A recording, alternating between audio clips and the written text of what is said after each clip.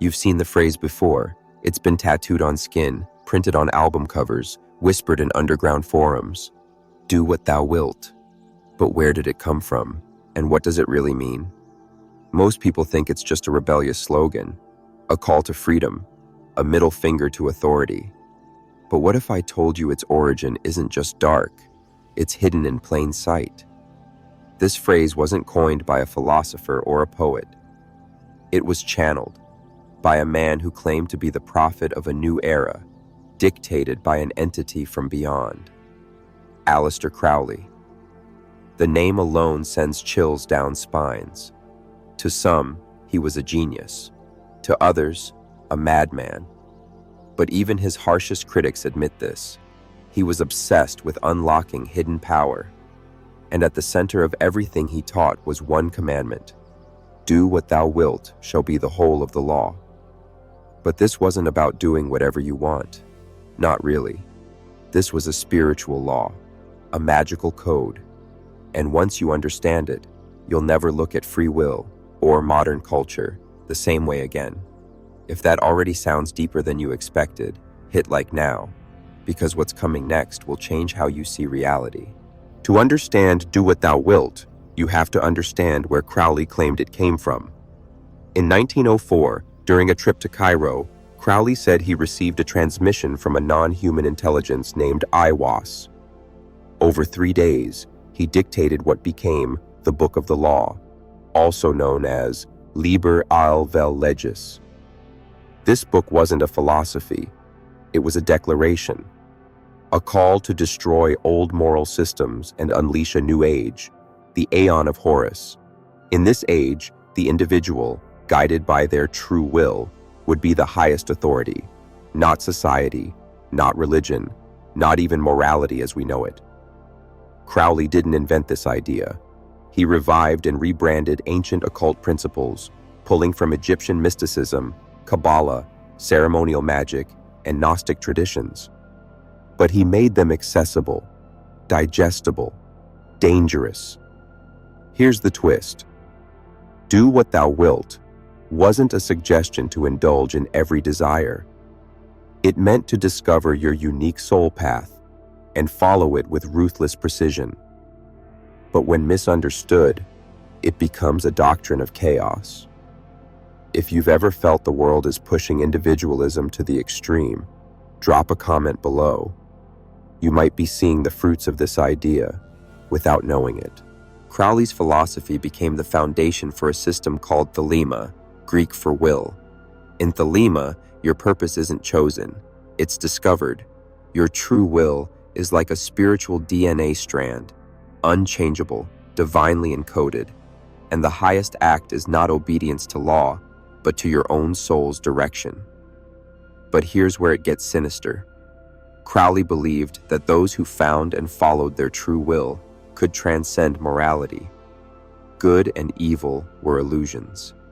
There was no sin, only restriction. That's why he signed letters, the Beast 666, and performed rituals meant to dissolve the boundaries of human limitation. He wasn't alone. His ideas seeped into esoteric orders, secret societies, and eventually, pop culture. Musicians, filmmakers, tech pioneers, all flirted with his teachings, often without fully grasping the consequences. Because when do what thou wilt becomes do whatever you want, the sacred turns selfish, the mystical becomes mechanical, and a spiritual path becomes a tool of ego. Still watching? Then you're not afraid to go deeper. Hit subscribe, because the truth only gets darker from here. By the 1960s and 70s, Crowley's once secret doctrines had leaked into the mainstream. Rock stars like Jimmy Page and bands like Led Zeppelin openly referenced him. The Beatles featured him on the cover of Sgt. Pepper. Even today, artists and influencers echo his words, some knowingly, others not. But it's not just in music. Do what thou wilt became a subtle code in advertising, self-help, and New Age spirituality. Follow your bliss. Live your truth. Make your own rules. It sounds empowering, until you realize it's divorced from wisdom, responsibility, or soul alignment. That's the dark genius of it. Crowley's phrase was never meant for mass consumption. It was meant for initiates, those trained to distinguish true will from egoic impulse. But stripped of context, it became spiritual anarchy. This raises a haunting question. How much of today's freedom culture is actually ancient magic in disguise? If you've ever felt something off about the extreme individualism in modern life, say so in the comments. Let's talk about it, because awareness is protection. Crowley believed humanity was evolving, or devolving, into a new spiritual order.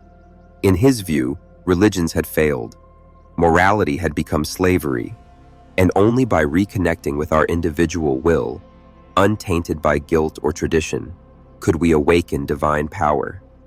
But here's the danger. Without humility, do what thou wilt becomes weaponized. The will becomes law, and in the wrong hands, law becomes domination. That's why so many dictators, cult leaders, and manipulators twist esoteric truths, because truth without grounding becomes ideology, and ideology without empathy becomes control. Crowley himself struggled with this. For all his mystical brilliance, his personal life was chaotic, abusive, and self-destructive. He died poor, addicted, and alone. So the real question is, can you separate the insight from the ego? Can you discern sacred will from selfish desire? If this question hits something in you, like this video and share it with someone curious, because the line between freedom and destruction is thinner than you think. Here's what most people miss. Crowley never said, do what thou want. He said, do what thou wilt.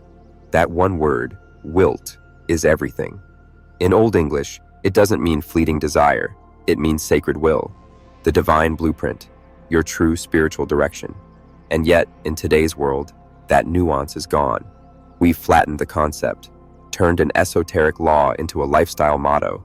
But when you remove discipline from will, you're left with chaos. And chaos, when romanticized, doesn't lead to freedom. It leads to fragmentation. Look at society, obsession with self-expression, endless redefinition of truth, and a resistance to anything that sounds like structure. We mistake personal preference for cosmic purpose. We believe feelings equal facts. But true will isn't reactive. It's revealed through silence, suffering, alignment, and awareness. This is why esoteric teachings were always protected, guarded, even veiled. Not because they were evil, but because they were powerful. Too powerful to be misused by the uninitiated. So here's your invitation. Don't reject the phrase. Reclaim it, study it, question it, because hidden inside it might be the blueprint for your soul's awakening, or its undoing. If you're still here, type will over want in the comments. Let's signal that some of us still care about the difference. Crowley wasn't the first to speak of will as sacred. The Hermetic teachings, the Vedas, even early Christian mystics spoke of divine alignment, where personal choice meets cosmic order. But Crowley stripped the tradition and focused on power. Power without love, intellect without wisdom, will without compassion. And we're still feeling the ripple effects. Today's spirituality is flooded with messages of manifestation, self-authority, and limitless potential. But few speak of responsibility, inner purification, or sacrifice. We want the throne without the crown without the weight. Do what thou wilt has become the slogan of the self-serving. But its original form was the path of the self-knowing. So what does your soul actually want? Not your ego, not your trauma, your soul. Have you taken time to listen? To strip away the noise and feel the current beneath your desires? If this reflection stirred something real in you, share the video. Not for clout, but for the sake of those who need to remember the sacred in themselves. Let's talk consequences. When a phrase like, Do what thou wilt enters culture without context, it becomes a seed. And that seed grows, not into what it was meant to, but into whatever the soil of society can support. In the hands of mystics, it was a path. In the hands of the masses, it became permission. Permission to numb, to indulge, to detach from meaning.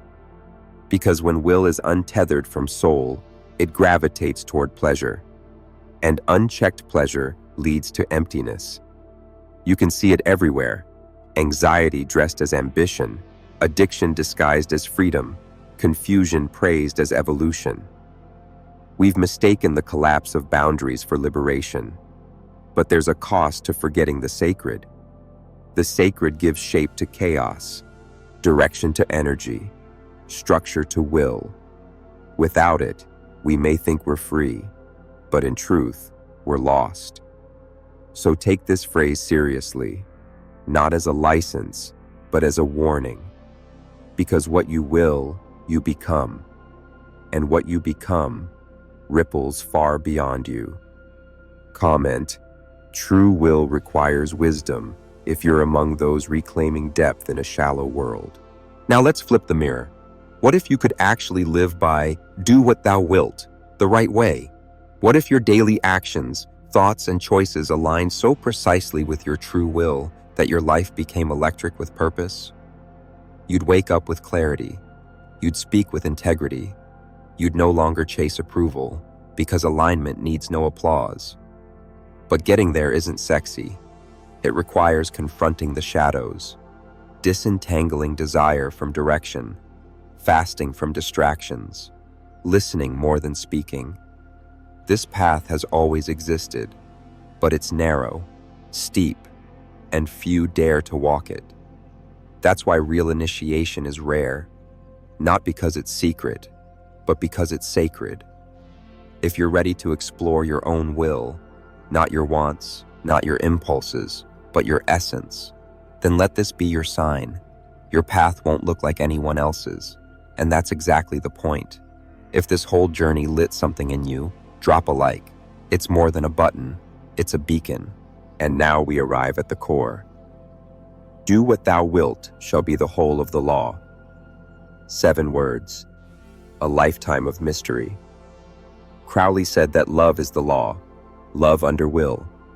Not love as emotion, but love as force. The binding power of creation.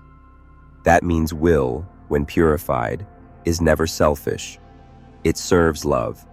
It bends toward harmony. So maybe it's time to redeem the phrase. Not fear it, not flaunt it, but feel into it. What is your will? Not what society told you, not what your wounds demand, what your soul whispers when everything else goes silent.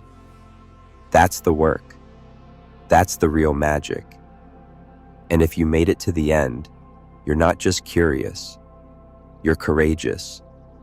Because few dare to question the slogans that shape their world.